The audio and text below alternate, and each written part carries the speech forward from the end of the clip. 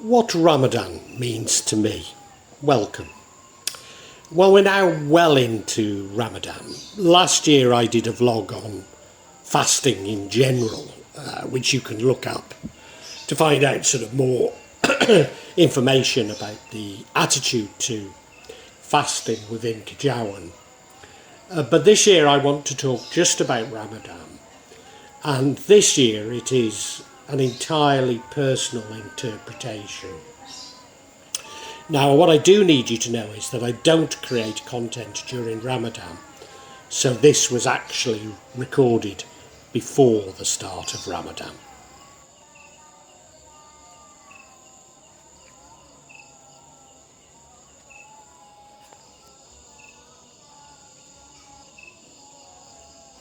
Why Ramadan? Well, in truth, all religions do have a fasting tradition. Muslims simply believe that they're following what God has asked other believers to do, although, of course, many religions no longer follow this. So Muslims believe there's nothing unique in what they're doing. They're simply submitting to the command of God. Indeed, fasting was a tradition in pre-Islamic Arabia, although lasted for a much shorter period than Ramadan does. And looking at the Quran, Surah Al-Baqarah, the cow, 2:183.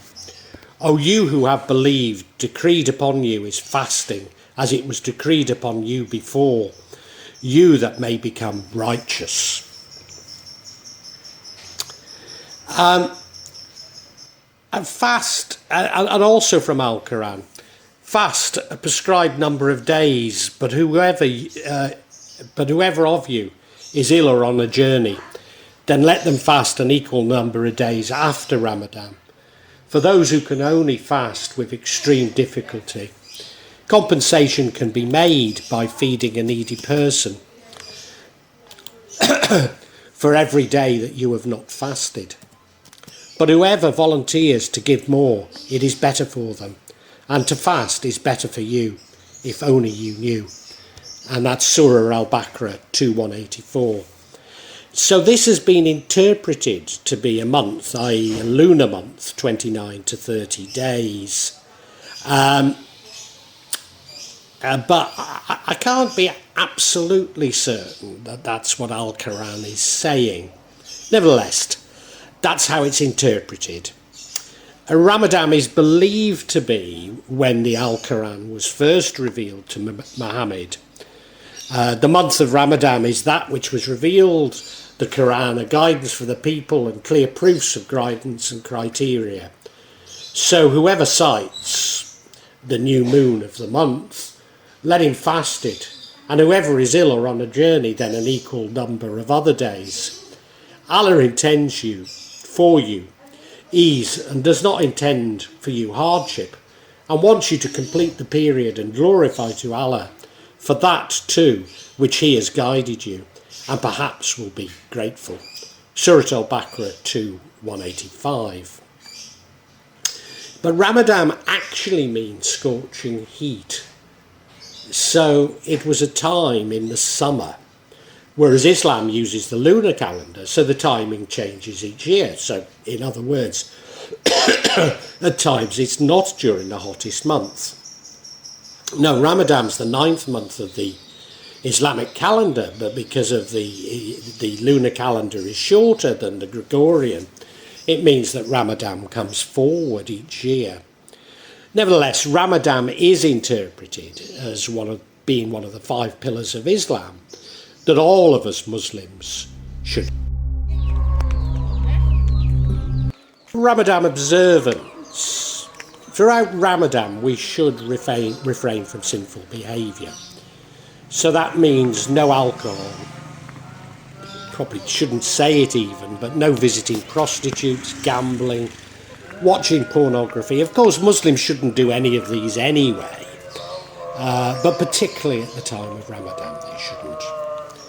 And personally, I add to this, I give up smoking, something that I do regularly, but does show that I keep coming back, but yeah, maybe I should give it up completely. Maybe this Ramadan will help me.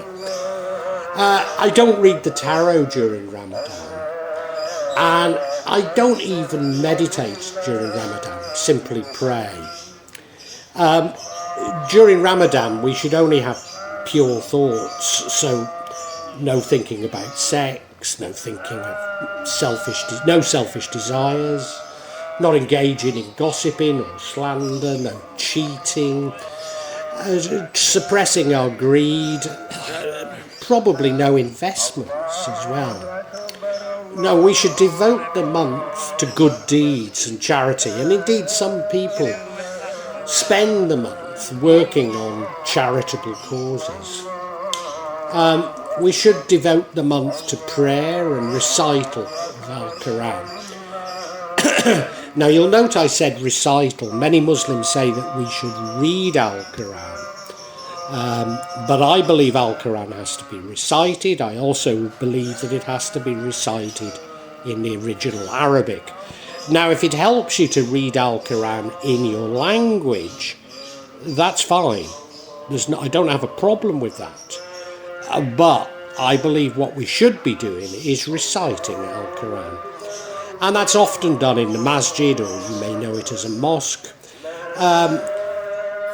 when special prayers are offered at night time, Tarawih.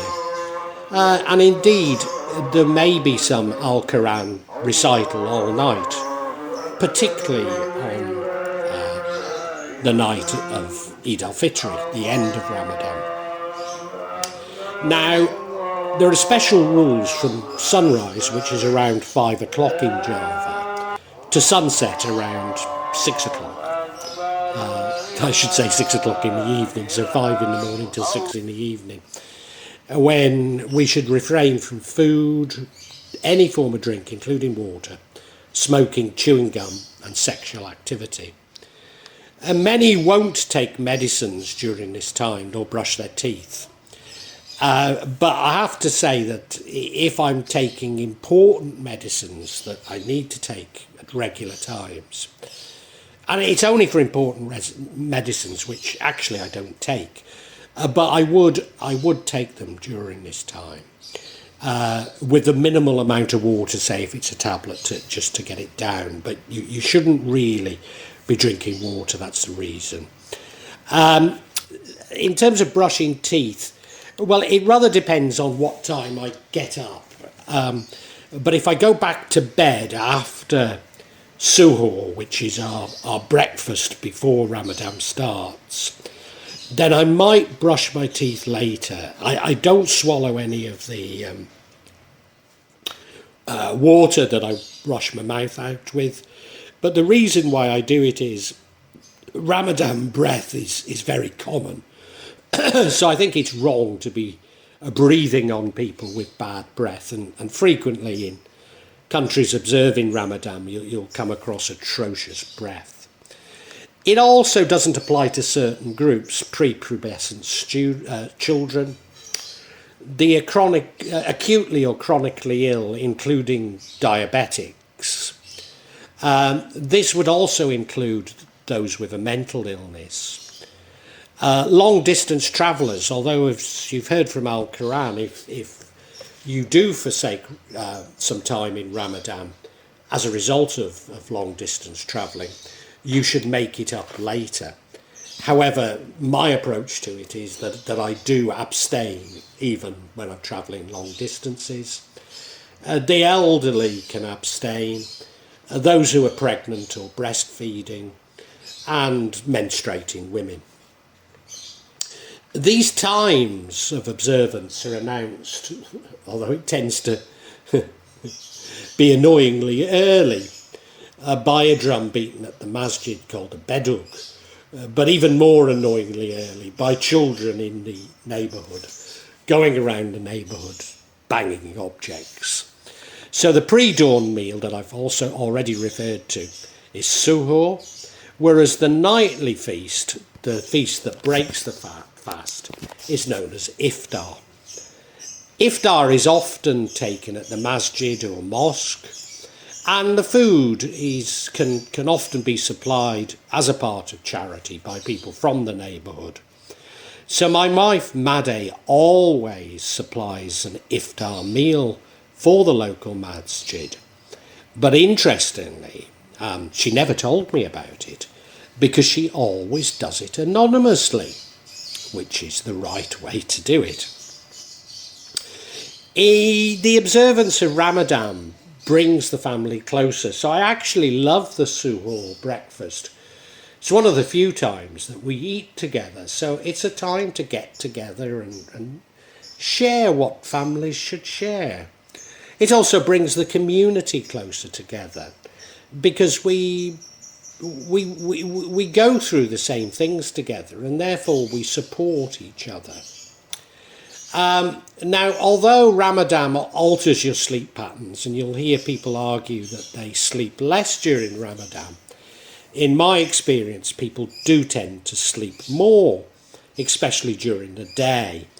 Now, here in Indonesia, I tend to have a siesta anyway, but maybe it's a little bit longer during Ramadan. However, it's not like what I've observed in Arab countries, where people often sleep all day and are up all night. The effects of Ramadan. What are its effects? Well, really it breaks us of bad habits. Indeed, it's a time when we reflect on our daily habits and change our daily habits, hopefully for the better. So you could see it as a reset. Certainly after a few weeks into Ramadan, certainly by the fourth week, I feel incredibly cleansed. I feel much better. The reason for this is, we were hunter-gatherers, so we experience periods of fasting, and it's actually highly beneficial to the body. Now, I don't want to say there aren't some adverse effects. These tend to come from dehydration, and they tend to be felt in the first few days. But what it does do is it provides a detox to the colon, the liver, the skin, the lungs, particularly if we avoid fried and processed foods.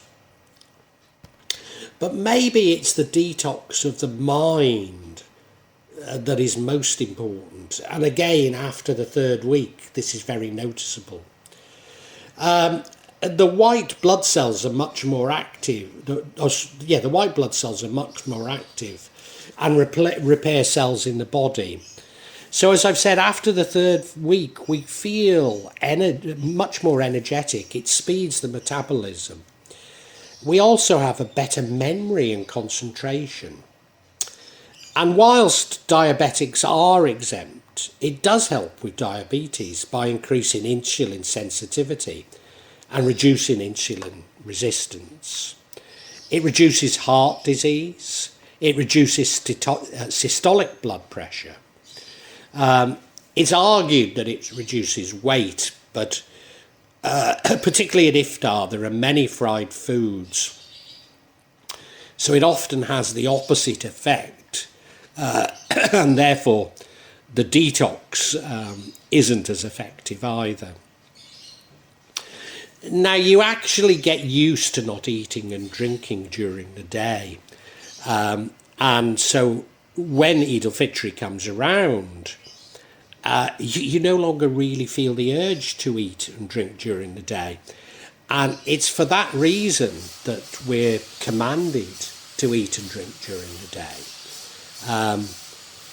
Because although we want to keep up some of the good habits, it should be something that it isn't full time.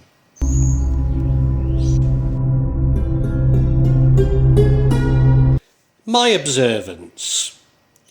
Well, as somebody who considers themselves a Kajawan and maybe a Sufi mystic, I'm often criticised by Salafi Muslims. Indeed, they accuse us of shirk, i.e. idolatry, Not something which I accept, but we're criticised on that ground in particular.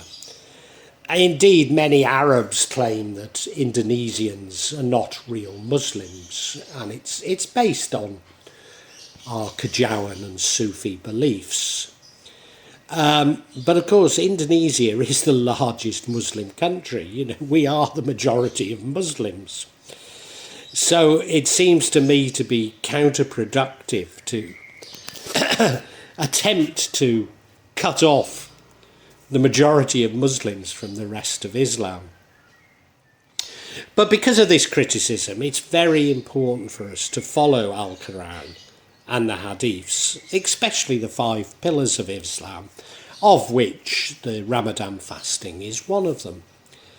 And now, we may question the literal interpretation of Al-Quran and the Hadiths, certainly privately and amongst ourselves. But that's why it's important that we follow them. So I suppose it's a little like how I see Islam as grounding me.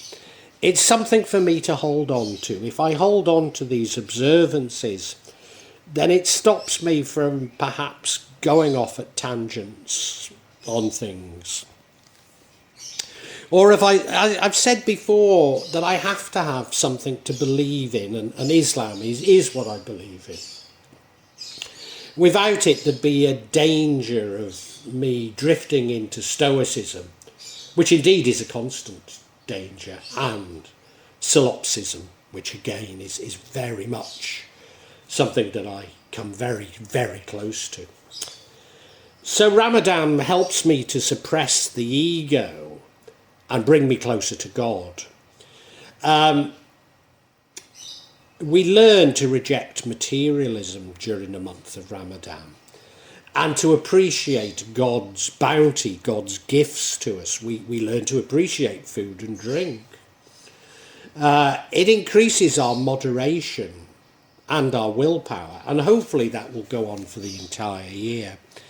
It helps us to accept God. I would argue we become more spiritual as a result of Ramadan, as a result of abstinence, but also as a result of the reflection that is encouraged within Ramadan.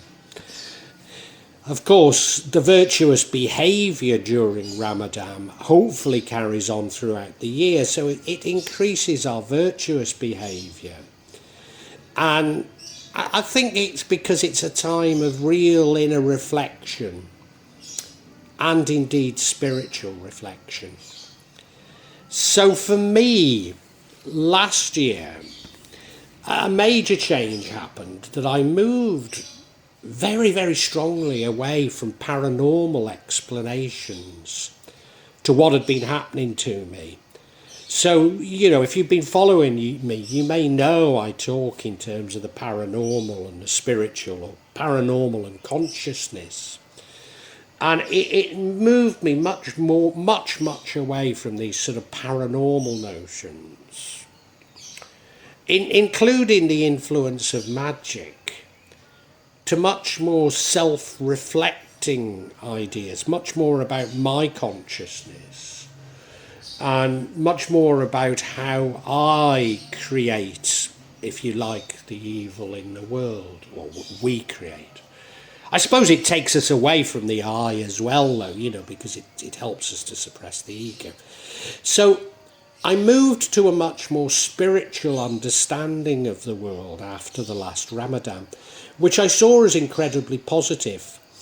I suppose in my outward behaviour and what I outwardly said, I became much more normal, much less prone to talking about the paranormal and seeking paranormal explanations.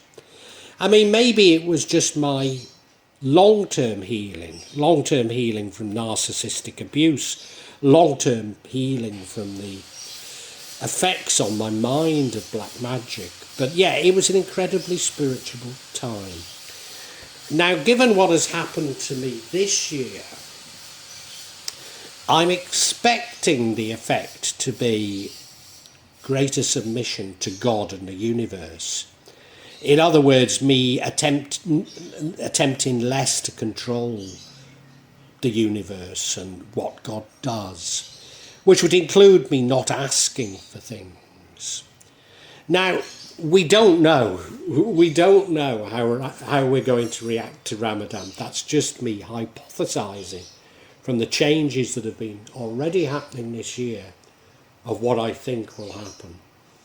But yeah, I'm embracing Ramadan full of expectation and joy. As I do every year, you know, I have to say, it's a time that I really do look forward to and love.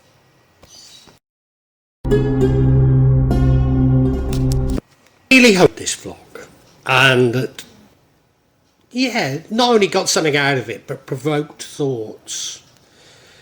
I'm not here to push my beliefs, my thoughts on you, only to open up your own thinking, get you thinking about the world and life. When I started The Real Magic of Java, I believed that I'd only release them every month or maybe every 2 months. But now I find myself adding to this subsection once or twice a week. But please subscribe and hit the bell to get notifications for when I add new parts to this subsection. In part, the reason why I'm doing it more often is that the concept has moved from filming rituals and events that took place in Java to me also describing my beliefs and philosophy. And that does come in response to people expressing an interest in it. But of course, you know, me actually seeing rituals and events really doesn't happen so often. What I would say to you is that there's no attempt at subterfuge on my behalf. And when I do experience rituals, I will include them for you to see. And as I say, there's no way I'm trying to mislead you. And if I believe there is subterfuge, if I uncover it, I will point it out to you. I'm trying to be as honest as I can be. Now, please make comments, please ask questions, and I'll try to be as honest and open with you as I can be.